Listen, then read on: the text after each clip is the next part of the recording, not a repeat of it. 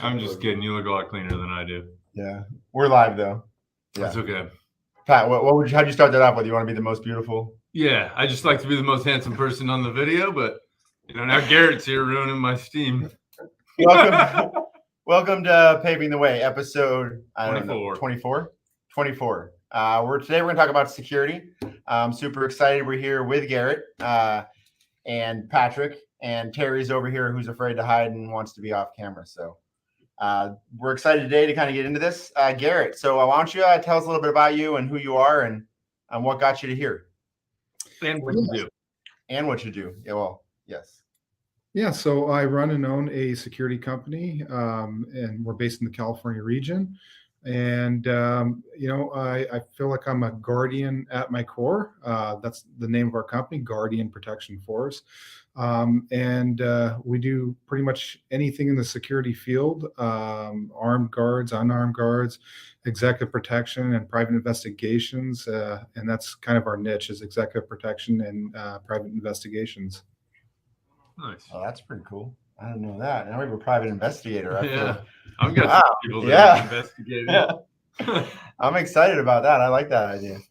So I was looking at actually. So Director of Intelligence, is that your title? Because that sounds like the best title I've ever heard. Yeah. So on our private investigations and executive protection side, that's our intelligence side. Okay. And it encompasses a wide range of different aspects there. And yes, that's my title. Wow. How long you been doing this? So about 13, 14 years or so. Yeah. And Guardian's been around for 11 now. Nice. Very nice. Something I saw that was super exciting that I saw in your little write-up is about your martial arts. Oh, yeah. Yeah. I'm surprised you asked. Martial arts, is that? Yeah. So I'm experienced in the Bujinkan, which is 9 different arts. So I'm ranked in all 9. And it's a Japanese martial art. And that encompasses a lot of different styles because it's 9 different arts. Some of it's grappling, kind of like what you would see in like jiu-jitsu. And then some of it's striking, which you would see in many other arts like Krav Maga or something like this. Nice. That's pretty cool. Yeah, that's awesome. So have you anything like high profile you can tell us about that you've done in the past? Well, unfortunately, most high profile types of jobs or clients we can't really speak much about. Of course, we sign a lot of NDAs, and those people don't want us talking about their business and what they're doing and their security issues. But, yes, we've done a lot of that type of work. We do it all the time. And the kinds of issues they face may be similar to anybody else, just more magnified. No. How long ago did you start this company? 11 years. 11 years? Yep. What challenges do you find running your own company? Like, I mean, we talk about kind of challenges that we have all the time, and think that's kind of, I think, why we're actually having this conversation with you today, is talk about challenges that we've been seeing lately. But one of our challenges is we get robbed all the time. Yeah. Like literally our yard, our shop, not ever coming in the building, but the yard and everything else. All of our different construction yards we have for different jobs. But in your 11 years, what are some of the problems that you struggle from that people could relate to?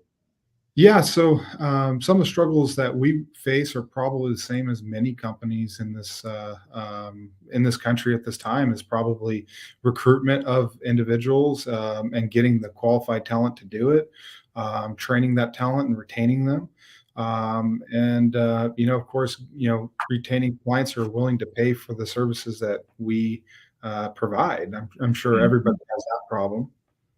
Oh yeah, absolutely. I'd say finding people is number one problem. Yeah. Thinking about it, as I was asking you what would I answer, and that'd be my number one answer also. What do you do? Do you have any good pointers or tips on how to find people? Because I'm always looking for help there. Yeah. So, the easiest way to recruit is to provide a ladder for people to grow.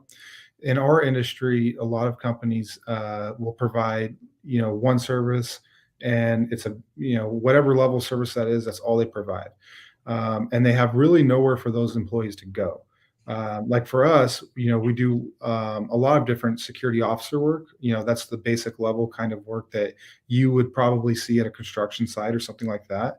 But we also do executive protection. We also do investigations. We also do armed security, a lot of different things. So those individuals see a way to move up. And if you have a way to move up, you're going to be able to recruit more people because they want to go into those different aspects. So they're going to tell their friends, hey, I had these different opportunities. I really liked it. And so word of mouth will be a lot easier than just, going online and trying to find people, scour through the internet on Craigslist and Indeed and everywhere else. It's hard. It takes a long time to do it, but, eventually word gets out and people see you as the prime source for employment, and they like it and they want to stay there. So, actually retaining them is the important. Yeah. If you're not retaining them, then what does your really matter? It's so important. I think that's such a great thing. We have kind of an apprenticeship program that we're putting together over here also to kind of bring guys up from the bottom. It's such a great way to look at it. I think it's not only just getting them in, it's finding a place to keep them though. You got to really work to build them. And I've found too, guys who get stale don't want to stay. You got guys who are always looking to grow right. And if they stay around, they're going to refer their friends who do the same type of work for your competitors. Absolutely. In our industry, 400% turnover is common, industry wide. That means for every person you hire, you're going to have 4 people in that year doing that same job that you're going to train and rehire. And then as opposed to our company, we have a 85% retention rate. So it's definitely a big difference there. That's pretty awesome. Good for you. So now what Pat really wants to talk about, because Pat gets very angry, but about security and theft. We've had more stuff than we can even count stolen. Literally just now the way we're inventorying and tracking, just because I feel like now we found stuff we didn't even know was stolen. Yeah. I can't remember whose fault it was, but this Friday we had a trailer get left out and they stole the toolbox, like unbolted and stole the big knack box right off the trailer. It was left out for like just a night. The guys put the knack box on using regular screws to hold it down. No, don't be making excuses. The trailer. No, he's making excuses. So they came with a screw gun and simply unscrewed it to take the entire box and cut it open. It wasn't simple. Back at their chop shop. They went to some work, but Patrick left it out. That's what we're getting at. Patrick left it out. 6 screws is simple. It's that blatant. We have literally, it happens nonstop. That's right out in front of our shop. We've got people on camera siphoning the gas out of our big rigs until we got locks on the gas tanks. We've got our back gate cut and they come in and steal anything loose on our trucks. Now everything's chained down everywhere we go. But we've had guys on the job site grab our generators and run with them and grab saws and just take them off the truck when the guys are right there and just run. Literally, guys were chasing them. Here, give me that cord, would you? Yeah, so they're definitely brazen, and they've already recognized you as a source to get something they want. So now they're encouraged to do it again. Yeah. So you're facing a pretty high level of issue there. Although everybody is, especially in the construction industry, we're getting calls every week from some construction company who's having the same issues you are, and they're trying to get it under control. If you're actually doing inventory and finding items that are stolen, you're already kind of ahead of the game. A lot of people don't even know. They have no clue how much is getting stolen right off their property. They have no clue how much that costs them. And so, how do you operate that way? If you don't know what your issue is or how big the issue is, then how do you, put together a solution for it? So it sounds like you guys are already ahead of it a little bit. That's good. Yeah. Well, we had a trailer that was stolen. I found it was stolen like 2 months after it was stolen, and I was embarrassed to even tell anybody. And we didn't want to tell Pat. I was like, I'm so embarrassed. Now that means we've had 3 trailers stolen. We just had a dump truck stolen, a backhoe stolen off a job. We found that one in the middle of the street. They just must have run out of gas and just left it after they did what they needed to do with it, because it was nowhere near our job. Over the last year. Yeah, that's all over the last year. Okay, so that's So yeah, I'm trying to figure out how we can, secure our stuff better. We've looked into the cellular cameras that you can put up, battery powered cellular cameras. But what I found, we have Ring cameras all over the place. I think they're garbage. They don't pick up enough.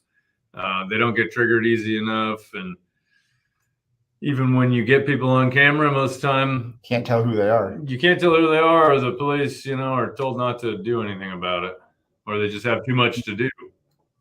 So yeah, I guess you probably want to know how to reduce this as much as possible without actually hiring somebody, right? And having to pay a lot, right? That's what everybody wants to do. So, the first thing you want to do is make yourself a harder target, because prevention is, as a business owner, prevention is far better than what you do afterwards. Yeah. You want to prevent as much crime from occurring in the first place, reduce the amount of loss and reduce the amount of loss of the work, because every time somebody steals a piece of equipment, you're going to have some sort of crew waiting there for a piece of equipment to get on the job and do something else. And so there's loss of work there, and that's a problem for you as well. So, creating kind of like a culture of security is what is going to help you in doing that without actually having to put dollars forth to prevent these from occurring. For example, you have a fence that's broken into. Somebody snips the fence up, and then they sneak through there, and they go steal your catalytic converter out of one of your trucks. And you see that and you go, okay, great, I'm going to get my truck fixed now. You go send it to the shop, and it costs you whatever, $2,000, I don't know. It's not cheap, but you look at it and you go, well, they already snipped the fence, I'll deal with that later. And then you have another break-in and another break-in, and then you go, oh, what am I going to do? Well, the first thing is you have to repair that fence. You have to repair that fence. And you ask, well, what's that going to do? Well, the next time that person comes back to break in and they see that you repaired the fence, at least it tells them you're paying attention, that you know that the theft occurred and that you're doing something about it, making it as well lit as possible, as many lights as you can. And the cameras, you're using cameras. Is it obvious that you have cameras there? Maybe do you have a sign saying that, hey, smile, you're on camera, or whatever? Is the camera easy for them to just take and deface? Or is it somewhere they can't get a hold of?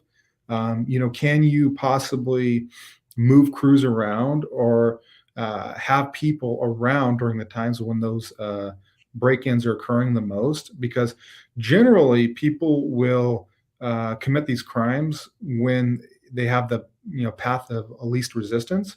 That description where that person stole the items while you were on site, that's pretty rare. Like, you don't see that a lot. And once it gets to that level, it's pretty bad, but that's pretty uncommon. I would guess that doesn't happen all the time for you, does it? Where someone's stealing while you're there working? Well, a few times. it probably happens more than you think. But I mean, we also we do a lot of public works projects, so we're on the street. So okay. With homeless people, we're dealing with all kinds of stuff. We had a homeless guy walk into our bucket. Remember, he stepped into the bucket when we were out there, and then started screaming and yelling at the guys and trying to mess with the truck because they wanted to get back at them because they weren't watching where they were walking. Of course, yeah. In the middle of the street. Well, yeah, and now you add another aspect in dealing with homeless individuals. I mean, that's a real, difficult situation that we're facing. I'm here just 2 nights ago checking. We have lock boxes out there where we have some keys in them, and they're out there fiddling around with it, trying to get into the lockbox. Yeah, so this is like on your storage site where you have all of your equipment. Yeah, that's our office, man. Mm-hmm. It's pretty ongoing. Yeah, well, you're not alone in dealing with this for sure. But if you're the hardest target, what are they going to do? They're going to go next door and do it, right? Yeah. So not so good for the next guy, but hey, you want to be the hardest target. And for anybody else listening on here, they want to be the hardest target. Make it as difficult as possible. Therefore they go down the street and, do it somewhere else, because that's what you want. You don't want it on your property. We're not going to stop this from occurring completely, right? Law enforcement can't get a hold of this right now. They're having a hard enough time doing it. And they can't get a hold of this crime wave that's occurring. What you can do is, make it as reduced as possible for yourself to deal with, because you have to deal with your business and what you do best, and you don't want to deal with security issues and think about that while you're trying to run your business. Yeah, that's the truth. Well, if anybody wants to get hold of you and ask you some questions or see about, your services, how would they go about getting a hold of you? What would you do in a case like this? Oh, yeah. So, like in your specific case, Yeah. so of course, the best thing to do is to actually have somebody there with a security presence. That's the best. Someone who's trained to deal with people like that.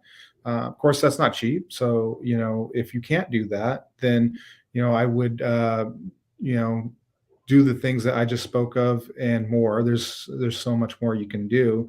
Yeah.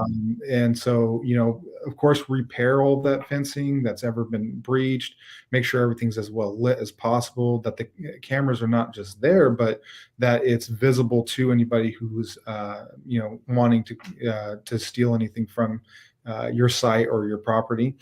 And then also create that kind of culture within your employees to understand what's going on, look out for these things, and report it if it occurs. If there's a suspicious type of occurrence, then who are they reporting it to? Or are they confronting it at least? If somebody comes on the property and is looking around, jingling the keys or whatever, Yeah. do they feel like they can go up there and talk to that person and say, "Hey, what are you doing? How can I help you?" Or whatever it may be, and whatever is Yeah. appropriate in that situation. They see your presence. Yeah, make your presence known, and a lot of times that will stop it from occurring in the first place. All right. So, So to train employees. have you something I had a thought of too with we're talking about security when we're going to have you on. Do you have any situations where we're over in, I don't want to talk about where we are now because I don't want to get robbed more, but we're over in Rancho. There's a lot of other construction companies over around where we're at. Has anybody ever done, or do people do where they do security sharing where a bunch of people who are in kind of the same neighborhoods or the same areas? Because it's not just us. I know the people down some of these other roads, they get hit just as much. Do people do that sometimes? Is that a thing or? Yeah, so we have a security patrol which is available to clients, and it is a lot more cost effective than having a stationary guard. So that's something that we do, and we could definitely link up with different groups and have a sharing with that service, and that's something we could definitely do. Yeah, absolutely, and it'd be more cost effective than going alone for sure. It just seems like it'd be better. I mean, kind of bring the whole neighborhood up, right? I know you can't really. Guys together, you all share the Yeah. cost of a road. That's kind of what I was thinking. Yeah, Terry, you didn't want to be on camera. You don't get to talk now. Okay. Terry's talking on camera, trying to get in. I told you you wanted to be on. It's fine. But yeah, that's kind of an idea that I had thought. All right, well, that sounds pretty good. So, is there any other message that you kind of wanted to push out? Yeah, I would just like to say that being a victim is choice. You don't really have to. You can actually stop this from occurring. It might take some thought, some actual work. You might have to actually put things in place, but it doesn't have to happen. You guys are business owners, just like I am. We have our own businesses to think about, and for people who are trying to run a business in whatever it may be, in paving or something, they don't want to have to think about security. But hey, you do. You have to think about it if someone's stealing from you.